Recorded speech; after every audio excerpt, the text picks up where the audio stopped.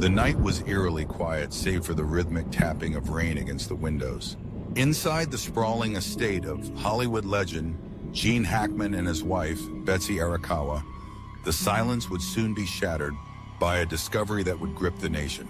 Two beloved figures united in life, now bound by a tragic and mysterious death. But to understand this enigma, we must go back to the who was Gene Hackman, the man behind the legendary performances. How did he navigate the highs and lows of fame, and what brought him to this fateful night? Eugene Allen Hackman was born on January 30th, 1930 in San Bernardino, California. From humble beginnings, Gene's early years were marked by a restless ambition. His childhood was far from idyllic. His father, a newspaper pressman, abandoned the family when Gene was just a teenager. This desertion left a deep scar, fueling a lifelong need for validation and a fear of abandonment. At the age of 16, Gene lied about his age to enlist in the U.S. Marine Corps. Yearning for structure and a sense of belonging, he saw the Marines as an escape from the instability of his home life. The discipline and structure of military life gave him a sense of purpose, but it was the camaraderie and storytelling among soldiers that ignited his passion for acting. In the barracks, huddled around a makeshift campfire, Gene would captivate his fellow Marines with his tales, weaving intricate narratives that transported them far from the harsh realities of war. It was during these moments that he discovered the power of performance, the ability to connect with others through the spoken word. After his service, Hackman pursued his dream, enrolling in the Pasadena Playhouse in California. It was here that Hackman faced his first major setback. Labeled as least likely to succeed by his instructors, Gene refused to let the criticism define him. Instead, it fueled his determination. One instructor, a stern man named Mr. Abernathy, told him, "Hackman, you have the charisma of a wet dish rag." These words stung, but they also lit a fire within him, a burning desire to prove them wrong. Alongside fellow actor and lifelong friend Dustin Hoffman, Hackman moved to New York City, where they both struggled to make a name for themselves. The two aspiring actors shared not only a passion for their craft, but also the hardships of an uncertain future. Their apartment, a cramped, dimly lit space in Greenwich Village, became a haven for their dreams. They would spend hours rehearsing lines, providing each other with unwavering support and brutally honest critiques. Gene took on odd jobs to pay the bills, working as a doorman at a swanky hotel and a furniture mover, his back aching from hauling heavy loads up endless flights of stairs. All the while, he auditioned relentlessly, facing rejection after rejection with unwavering resolve. He was told he was too ordinary, too rough around the edges, not star material. His perseverance began to pay off with small roles in television dramas and off-Broadway productions. In these formative years, Hackman honed his craft, building a reputation for his authenticity and intensity. Casting directors noticed his ability to disappear into his roles, a trait that would later define his career. He studied the greats, Marlon Brando, James Dean, absorbing their techniques, but always striving to create something uniquely his own. Yet the road to stardom was anything but smooth. Despite his growing recognition, Hackman faced constant rejection. Critics deemed him too ordinary for leading roles, a sentiment that struck a nerve. Gene, however, saw his ordinariness as an asset, a way to connect with audiences on a deeply human level. He embraced his everyman quality, finding strength in his imperfections. By the mid-1960s, Hackman's tenacity began to pay dividends. A small but pivotal role in the 1964 film Lilith brought him critical acclaim. His portrayal of a troubled psychiatric patient showcased his range and depth, earning him the attention of influential figures in Hollywood. Hollywood had taken notice, and soon Gene Hackman was on the verge of his big break.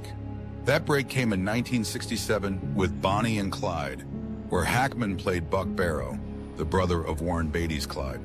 The film was a cultural phenomenon, and Hackman's performance earned him his first Academy Award nomination.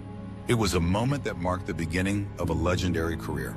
On set, he clashed with director Arthur Penn, pushing for a more nuanced portrayal of Buck, a character he felt was more than just a simple outlaw.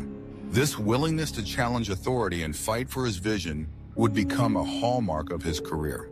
Gene Hackman had arrived, but the journey to stardom was only the beginning. Little did he know that the greatest role of his life was yet to come.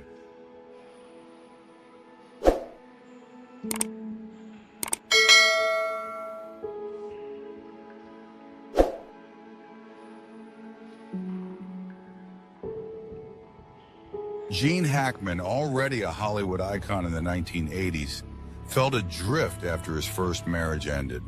Then he met Betsy Arakawa, a classically trained pianist working part-time at a fitness center. Despite a 30-year age difference, they found an undeniable connection. Betsy's charm caught Gene's attention.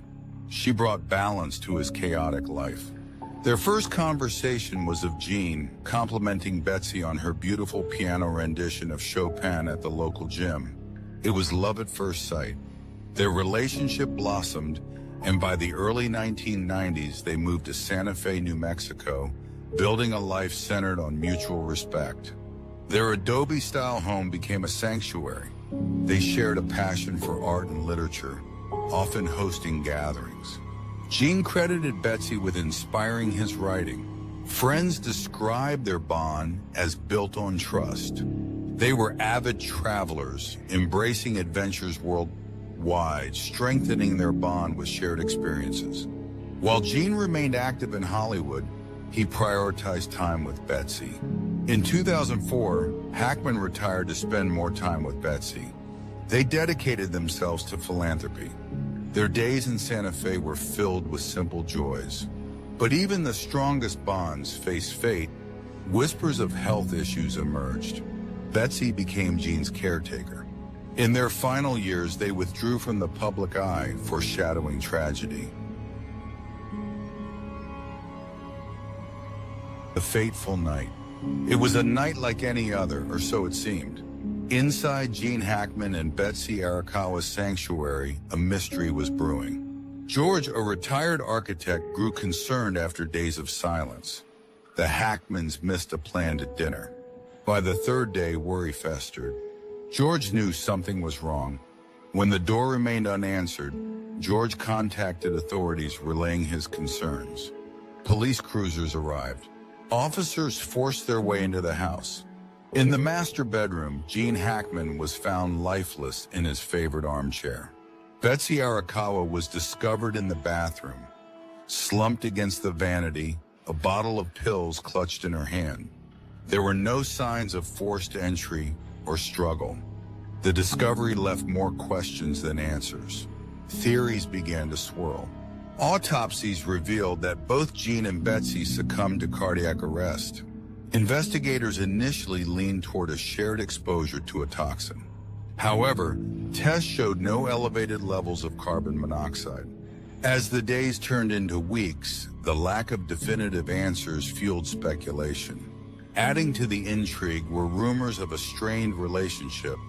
While those close to the couple denied such claims, tabloids seized the opportunity to weave sensational narratives. One theory involved potential poisoning. Experts pointed out that certain undetectable toxins could mimic the symptoms of cardiac arrest. Detective Miller, we are exploring all possibilities, no matter how improbable they may seem. Our priority is to uncover the truth and provide closure for the families and friends of Mr. Hackman and Mrs. Arakawa. Despite the absence of evidence pointing to foul play, the lack of a clear cause of death kept the case open. Investigators combed through financial records and interviewed friends. As the investigation dragged on, public interest intensified. Social media became a hotbed for theories. For every theory, there were countless unanswered questions. The clock was ticking to solve the mystery. The truth behind the fateful night remained elusive.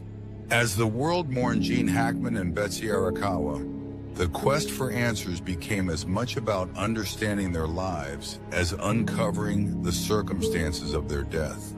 And as the storm raged on, the secrets of that fateful night remained buried deep within the walls of their Santa Fe sanctuary.